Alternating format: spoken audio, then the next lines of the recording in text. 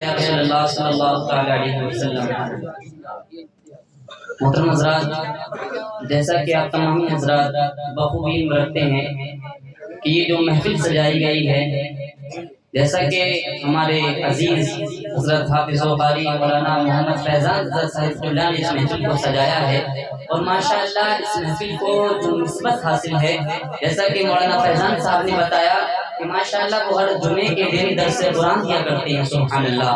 اور اسی کی مناسبت سے اس محفل کا نام بھی فیضانی درس قرآن رکھا گیا ہے ماشاءاللہ۔ حضرات محترم، اللہ رب العزت کی بارگاہ میں دعا ہے کہ اللہ پاک ہمارے مولانا فیضان صاحب کی اس محنت اور کوشش کو اپنی بارگاہ میں شرف قبولیت عطا فرمائے۔ محترم حضرات، میں نے خطبہ مسنونہ کے بعد جو آیت کریمہ حضرات کی سماعتوں کے حوالے کی، اللہ پاک اس مبارک آیت کریمہ کے اندر ارشاد فرماتا ہے کہ اے محبوب وَقُلْ رَبِّ زِدْنِی عِلْمًا، یعنی اے محبوب آپ مجھ سے زیادتی علم طلب کریں۔ اللہ پاک اپنے پیارے حبیب علیہ السلام سے ارشاد فرما رہا ہے کہ اے میرے پیارے حبیب، آپ میری بارگاہ میں عرض کریں کہ اے مولا میرے علم میں اضافہ عطا فرما، میرے علم میں برکت عطا فرما۔ ذرا غور تو کریں، رب کائنات اپنے پیارے حبیب علیہ السلام سے علم کی زیادتی طلب کرنے کا حکم فرما رہا ہے۔ جب اس آیت مبارکہ پر علامہ ابن حجر اسقلانی رحمۃ اللہ تعالی علیہ کی نظر پڑتی ہے تو علامہ ابن حجر اسقلانی رحمۃ اللہ تعالی علیہ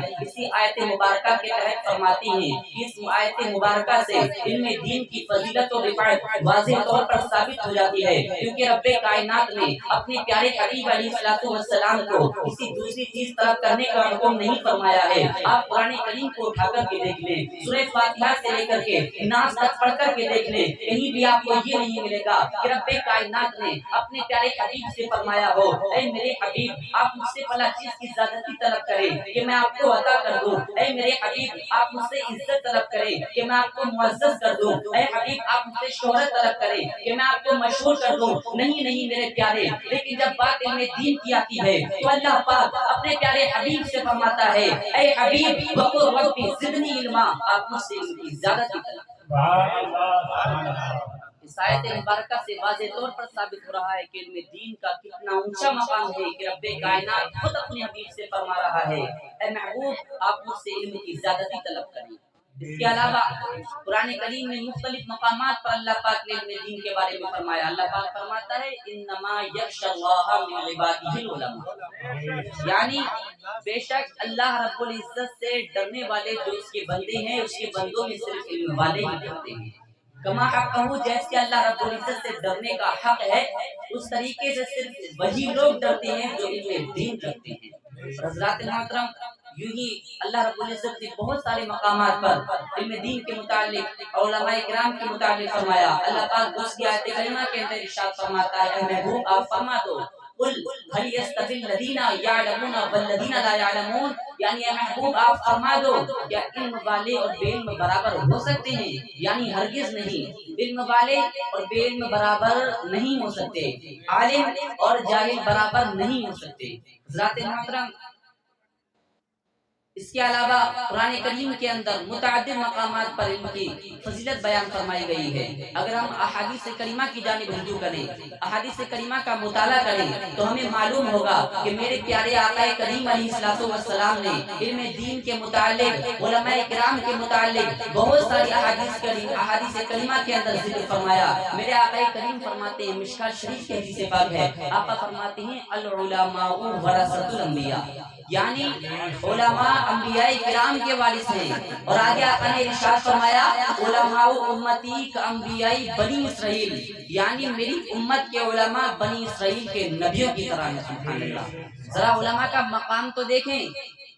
میرے آقا فرماتے ہیں کہ میری امت کے علماء بنی اسرائیل کے نبیوں کی طرح ہیں۔ نبی جانتے ہیں آپ، نبی کا مقام و مرتبہ سمجھے پہلے، نبی کا وہ مقام ہے، نبی کا وہ مرتبہ ہے کہ ساری دنیا کے لوگ اگر مل کر کے بھی عبادت و ریاضت میں لگ جائیں، اگر کوئی اللہ کا نیک بندہ ہے، اللہ کا اگر ولی ہے، ساری زندگی اللہ کی عبادت میں لگ جائے، پنج وقتہ نمازیں بھی پڑھتا ہو، نوافل بھی ادا کرتا ہو، روزے بھی رکھتا ہو، اپنی ساری زندگی عبادت و ریاضت میں گزاری ہو، وہ شخص بھی اللہ کا وہ ولی بھی کسی نبی کے مقام و مرتبے تک نہیں پہنچ سکتا۔ لیکن میرے آقا کریم فرماتے ہیں کہ علماء امتی کا انبیاء بنی اسرائیل، یعنی میری امت کی علماء بنی اسرائیل کے نبیوں کی طرح ہیں۔ اللہ کے رسول صلی اللہ علیہ وسلم، اللہ رب العزت نے علماء کرام کو کیا مقام عطا فرمایا ہے۔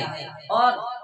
آگے میرے آقا کریم علیہ الصلوۃ والتسلیم ارشاد فرماتے ہیں من زار عالما فکأنما زارنی، یعنی جس نے کسی عالم دین کی زیارت کی گویا کہ اس نے میری زیارت کی، سبحان اللہ۔ آگے آقا ارشاد فرماتے ہیں من صافح عالما فکأنما صافحنی، جس نے کسی عالم دین سے مصافحہ کیا گویا کہ اس نے مجھ سے مصافحہ کیا۔ اب ذرا ذہنوں کو قریب کریں، میرے آقا آگے یہ بھی ارشاد فرماتے ہیں من جالس عالما فکأنما جالسنی، جو کسی عالم دین کی مجلس میں بیٹھا گویا کہ وہ میری مجلس میں بیٹھا۔ حضرات محترم ذرا غور تو کریں، میرے آقا کریم علیہ الصلوۃ والتسلیم نے علماء کرام کی زیارت کرنے کا ثواب ایسا بتایا ہے جیسا کہ خود نبی کریم کی زیارت کرنا، علماء کرام سے مصافحہ کرنا ایسا ہے جیسا کہ حضور نبی رحمت صلی اللہ علیہ وسلم سے مصافحہ کرنا اور علماء کرام کی مجلس میں بیٹھنے کا ثواب بھی ایسا ہی ہے جیسا کہ آقا کریم علیہ الصلوۃ والسلام کے پاس بیٹھنے کا ہے۔ اور میرے آقا آگے ارشاد فرماتے ہیں ومن جالسنی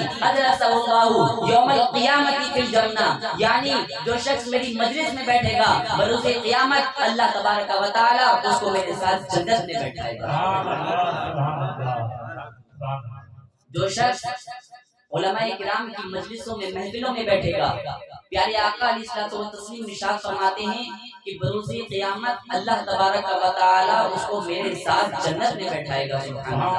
حضرات محترم اسی طریقے سے بہت ساری احادیث کریمہ ہیں جن کے اندر میرے آقا کریم نے علماء کرام کی فضیلت کو بیان فرمایا۔ آگے آقا ارشاد فرماتے ہیں حدیث پاک کے اندر، یہ بھی مشکوٰۃ شریف کی حدیث پاک ہے، آقا ارشاد فرماتے ہیں تدارس العلم ساعتا من اللیل خیر من احیائها، یعنی رات میں ایک گھڑی علم دین حاصل کرنا رات بھر کی نفلی عبادت سے بہتر ہے، سبحان اللہ۔ اور ایک اور حدیث پاک ہے، بڑی پیاری حدیث پاک، یہ آخری حدیث پاک حضرات کی سماعتوں کے حوالے کر رہا ہوں۔ میرے آقا ارشاد فرماتے ہیں من خرج فی طلب العلم فهو فی سبیل اللہ حتی یرجع، یعنی کہ جو شخص علم دین کی طلب کے لیے کسی راستے میں چلتا ہے تو اللہ تبارک و تعالی کے راستے میں رہتا ہے یہاں تک کہ وہ واپس آ جائے۔ اب اسی حدیث مبارکہ کے تحت ہم گفتگو کرتے ہیں۔ میرے آقا ارشاد فرماتے ہیں من خرج فی طلب العلم، یعنی جو شخص علم دین کی طلب کے لیے گھر سے نکلتا ہے تو وہ اللہ کے راستے میں رہتا ہے یہاں تک کہ وہ گھر واپس آ جائے۔ اب حضرات محترم مثال کے طور پر اگر آپ کو کوئی مسئلہ نہیں آتا ہے، اور میں آپ کو ایک بات اور بتا دوں، یہ جو حدیث پاک ہے یہ صرف علماء کرام کی فضیلت کے لیے نہیں بلکہ اس کے اندر طلباء کرام کی فضیلت ہے، اور یہ فضیلت آپ میں سے ہر کوئی حاصل کر سکتا ہے۔ اس طور پر مثال کے طور پر آپ کو کوئی مسئلہ نہیں آتا ہے، نماز کا طریقہ نہیں آتا ہے، اگر کسی مسئلے کے اندر آپ کو شک ہے تو علماء کرام کی بارگاہ میں جائیں، کہیں اور جانے کی ضرورت نہیں۔ ماشاءاللہ آپ کے جام بازار کے اندر بہت سارے علماء کرام موجود ہیں، ہمارے مفتی صاحب قبلہ موجود ہیں، ہمارے قاری فیضان رضا صاحب قبلہ موجود ہیں۔ اگر آپ کو کوئی مسئلہ نہیں آتا ہے، کسی مسئلے میں شک ہے تو قاری فیضان صاحب کی بارگاہ میں جائیں۔ جانے کے لیے قاری فیضان صاحب کی بارگاہ میں جاتے وقت اگر آپ کا انتقال ہو جاتا ہے، اگر آپ کا راستے میں انتقال ہو گیا تو اس حدیث مبارکہ کے تحت میرے آقا کریم ارشاد فرماتے ہیں کہ جو شخص اللہ کے راستے میں، جو شخص علم دین کی تلاش کے لیے جب کسی راستے پر چلتا ہے تو وہ اللہ کی راہ میں رہتا ہے، یعنی کہ اگر اس کا بیچ میں انتقال ہو جاتا ہے تو گویا کہ وہ اللہ کی راہ میں مرا ہے، اور اللہ کی راہ میں مرنے والے کا ثواب ایسا ہی ہے جیسا کہ شہید ہو کر کے وہ اللہ کے، یعنی کہ جو مقام و مرتبہ شہادت پا کر کے ملتا ہے وہ مقام علم دین کے کسی مسئلے کی تلاش میں نکلتے وقت مر جانے سے، انتقال فرمانے سے مل جاتا ہے، سبحان اللہ۔ اور اس کے علاوہ بہت ساری احادیث کریمہ کے اندر علم دین کی فضیلت آئی ہے۔ میں یہی گزارش کروں گا اپنے بڑوں سے، اپنے بچوں سے، اپنے ساتھیوں سے، تمام لوگوں سے یہی گزارش کروں گا کہ وہ زیادہ سے زیادہ علم دین حاصل کرنے کی توفیق، علم دین حاصل کرنے کی کوشش کریں۔ اور ماشاءاللہ ہمارے قاری فیضان رضا صاحب اللہ ہر جمعے کو درس قرآن دیا کرتے ہیں، بڑی اچھی بات ہے۔ اور یہ درس قرآن دینا کوئی نیا طریقہ نہیں بلکہ یہ صحابہ کرام کا طریقہ ہے، یہ کوئی نئی ایجاد نہیں بلکہ آقا کریم علیہ السلام کے زمانے سے چلا آ رہا ہے۔ ایک حدیث پاک کے اندر ہے، حضرت انس رضی اللہ تعالیٰ عنہ والے حدیث کے راوی ہیں کہ حضرت علی رضی اللہ تعالیٰ عنہ کا گزر ایک مسجد کے پاس سے ہوا۔ آپ نے کیا دیکھا کہ مسجد سے درس تدریس کی آواز آ رہی ہے، قرآن کریم کے پڑھنے کی آوازیں آ رہی ہیں، درس و تدریس کی آوازیں آ رہی ہیں۔ حضرت علی رضی اللہ تعالیٰ عنہ ارشاد فرماتے ہیں کہ خوشخبری ہے ان تمام حضرات کے لیے جو مسجد کے اندر بیٹھے ہوئے ہیں۔ حضرت انس رضی اللہ تعالیٰ عنہ نے عرض کیا حضور کیوں؟ تو حضرت علی رضی اللہ تعالیٰ عنہ ارشاد فرماتے ہیں کہ میرے آقا کریم علیہ السلام ان لوگوں سے سب سے زیادہ خوش ہوا کرتے ہیں جو لوگ درس قرآن پڑھا کرتے ہیں۔ اور ایک بہت ہی مشہور و معروف حدیث کریمہ ہے، اللہ کے رسول صلی اللہ علیہ وسلم ارشاد فرماتے ہیں خیرکم من تعلم القرآن وعلمہ، یعنی تم میں سب سے بہترین شخص وہ ہے جو قرآن کریم کا علم حاصل کرے اور دوسروں کو حاصل کرے، یعنی درس قرآن پڑھے اور دوسروں کو درس و تدریس علم دین حاصل کرائے دوسروں کو، وہ سب سے بہتر میرے آقا کریم حدیث پاک کے اندر فرماتے ہیں۔ اور حضرات محترم میں گزارش کروں گا کہ آپ اپنے بچوں کو عالم دین بنائیں، اپنے بچوں کو حافظ قرآن بنائیں، قاری قرآن بنائیں، اپنے بچوں کو مفتی بنائیں۔ اگر آپ اپنے بچوں کو عالم دین بنائیں گے تو یقین جانیے خود آپ کے بچوں کو بھی اس سے فائدہ ہوگا اور کل مرنے کے بعد روز قیامت آپ کو بھی فائدہ ہوگا۔ صرف ایک آخری بات عرض کر کے رخصت ہو جاؤں۔ حضرات محترم یوں تو حافظ قرآن کا، علماء کرام کا، قاری قرآن کا بہت بڑا مقام و مرتبہ ہے۔ صرف میں ایک بسم اللہ شریف کے فضائل کے بارے میں تھوڑی سی نظر ڈال دوں۔ علامہ ابن حجر اسقلانی رحمۃ اللہ تعالی علیہ، امام فخر الدین رازی رحمۃ اللہ تعالی علیہ تفسیر کبیر میں بسم اللہ شریف کے مسائل و فضائل میں یہ بات نقل فرماتے ہیں۔ آپ فرماتے ہیں کہ حضرت عیسیٰ رضی اللہ تعالیٰ عنہ کا گزر ایک قبرستان کے پاس سے ہوا تو آپ نے کیا دیکھا کہ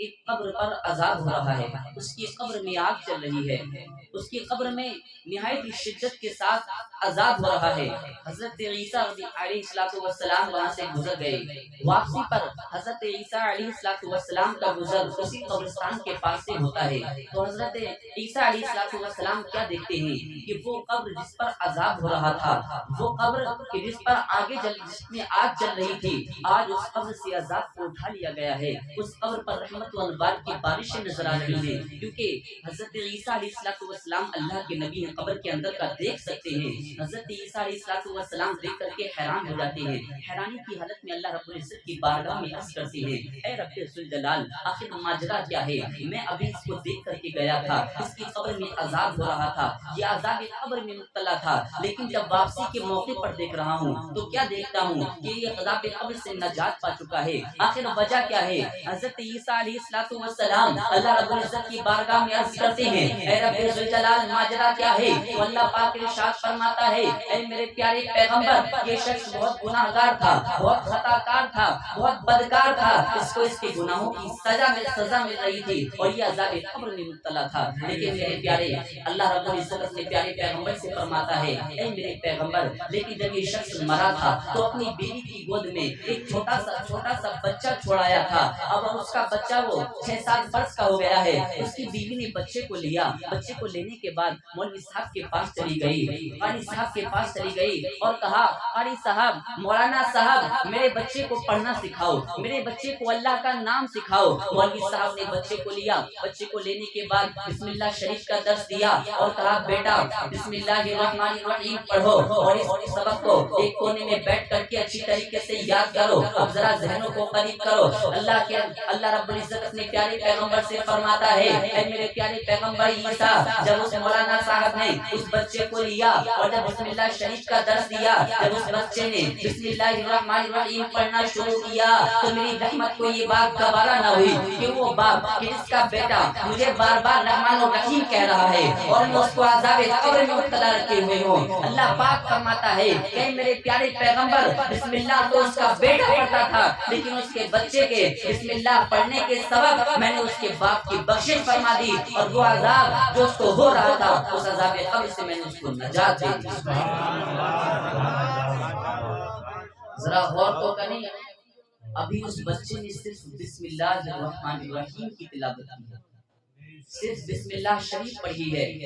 تب بسم اللہ شریف کی برکت سے اس کے باپ کو جو کہ عذاب قبر میں مبتلا تھا، اس کے باپ کے عذاب کو اٹھا لیا جاتا ہے۔ تو آپ غور کریں، اگر ہمارا بچہ عالم دین بن جائے، حافظ قرآن بن جائے، تو خود اس بچے کو اور اس کے گھر والوں کو، اس کے والدین کو کتنا بڑا فائدہ حاصل ہو سکتا ہے۔ حضرات محترم،